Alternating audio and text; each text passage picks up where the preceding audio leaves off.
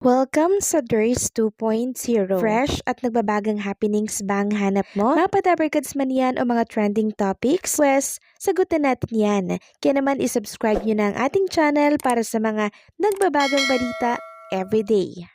So ayun, welcome back again sa ating YouTube channel mga kadabarkads, and for today's video nga pag-uusapan natin ay tungkol po sa mga importanteng ganap sa Itbulaga and syempre sa Tito Vic and Joey. And unahin po natin ang tungkol dito sa naging views ng first ever Sugod Campus mga kapatid sa loob ng 46 years. First ever na nangyari po ito. So naka 1 million mahigit ang views ng Facebook and ng YouTube channel po ng Itbulaga. So sa Facebook merong 663k views.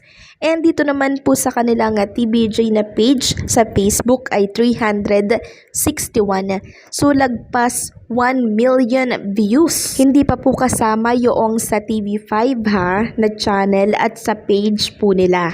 So halos mag 2 million views pala ito kahapon. Sobrang nagustuhan talaga ng mga televiewers at online viewers yung naging pakulo po ng Itbulaga. Sabi nga po nila talagang walang kupas ang Itbulaga, lalo na ang Tito Vic and Joey. At alam niyo po ba mga kadabarkads, may 10 EVES scholar pala na galing dito sa Laguna State Polytechnic University. Isa na nga po dito si Glenda Lomolho, BS Criminology. Talaga naman pong napaka-emosyonal dahil isa po siya sa napili ng Itbulaga na pag-aralin po at suportahan.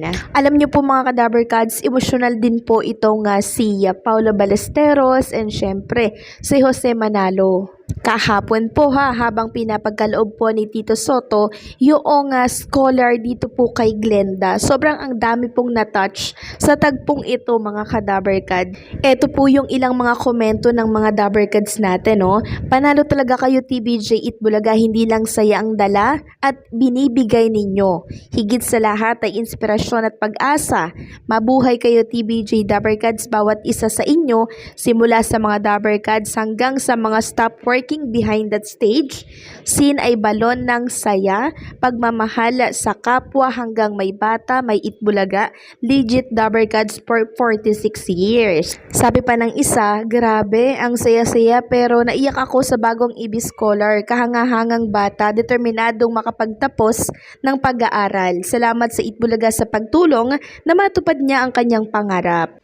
So ito po kasing si Glenda po mga kadabarkads ay working student simula pa noong bata pa siya. So deserve niya po talagang mabigyan ng scholar ng Itbulaga. Sabi pa ng isa dito, galing nang naisip ng staff ng EB or EB mismo. Ever since naman magaling mag-isip staff ng EB, naisip ko na dati yung sugod bahay pero mas magaling naisip nila.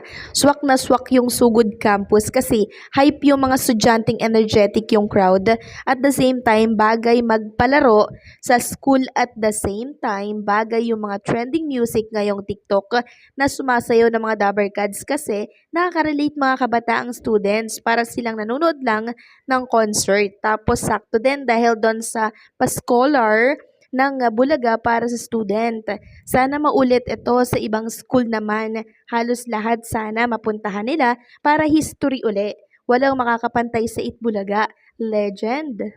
So, ilan lamang po yan mga kadabarkads sa mga napakagaganda at positive na comments mula po sa mga dabarkads natin na talaga naman pong sumusuporta sa ating noontime show. Samantalang, after nga po ng Sugod Campus mga kapatid, ay nagkaroon po ng pagsasama-sama ang mga staff, dabarkads natin, TBJ, eto po at kumain sila sa isang restaurant. Ayan po, meron silang picture together. So, nakakabilib talaga ang Itbulaga kasi ang galing po nilang mag-handle ng ganito kalalaking mga event. Ito po yung wala ang kalaban po nila or katapatan po nilang programa. Kaya pag kumilos na po ang Itbulaga, wala na. Ligwak na po sila. Katulad ngayon, ang dami pong naiisip ng Itbulaga na siyang patok talaga sa masa and syempre sa mga kabataan po natin lalo na sa mga estudyante. Samantalang pag-usapan naman natin itong ibinahaging video po ni Ma'am Pauline Luna Soto sa kanyang Instagram story. So ito po ay kinagulat mga Kadaberkads ng marami pong netizen kasi ang akala po nila hindi po talaga maayos ang relationship ng TBJ at nitong si Mr. Tony Tobiera, ang may-ari po ng APT at may share din sa Itbulaga dati. So kahapon po mga Kadaberkads, after po ng Itbulaga campus ay sinugod naman po ng ating Daberkads etong birthday ni Mr. Tony Tobiera. Makikita nga dito si Ma'am Jenna F, Derek Pochi, and syempre ang Tito Vic and Joey present din po dito mga Kadaberkads. 80th birthday po kasi ni Mr. Tony Tobiera at makikita po natin dito na napakalakas pa po niya, no? Nakakatuwa lang po makita mga Kadaberkads na talagang pinatunayan po ng Tito Vic and Joey na napakaayos ng relationship nila ni Mr. Tony Tobiera.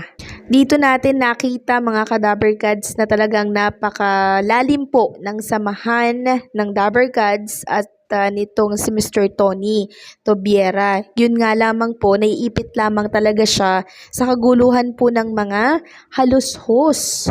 Ang komento tuloy ng mga Daberkads since nakita po natin ang Tito Vic and Joey and si Mr. Tony Tobiera dito po sa isang frame at sa isang event din, sabi nila ano daw kaya ang magiging reaksyon ng mga halos-hos na napakaayos ng relationship ng TBJ at ng mga Tobiera.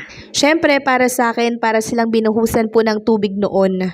Kasi sila po ang nawalan at maayos na maayos pa rin naman po ang takbo ng Itbulaga and maging ang relationship ng mga Tobiera sa TBJ at sa mga Daberkads. So sana nga mga Kadaberkads ay mag-usap po si Mr. Tony F at itong TBJ tungkol doon sa APT studio na kung saan bakante po ngayon, di ba? So mas maganda siguro na bumalik na lamang po doon ang Itbulaga para mas ma-accommodate nila yung mas malawak na audience, mas malaking audience, 'di ba? Nasa 500 ata katao ang capacity ng naturang studio. Kasi sa TV5 Reliance Center, mga Kadaberkads, ay limitado lamang po talaga yung mga studio audience na pwede pong makapasok doon. So, malay natin, 'di ba? Isa 'yan sa naging discussion at napag-usapan nila kagabi since nagkasama-sama po ang TBJ at si Mr. Tony F, hindi ba?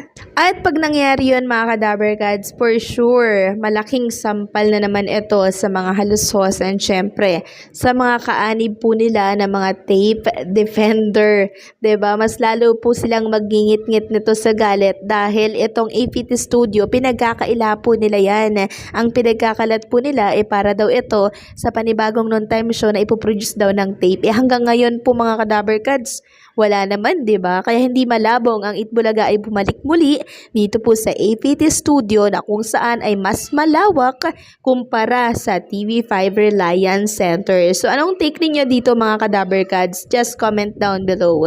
So hanggang dito na lamang po ang update natin. Maraming salamat sa patuloy na pagsuporta and don't forget to like, share, comment, and subscribe.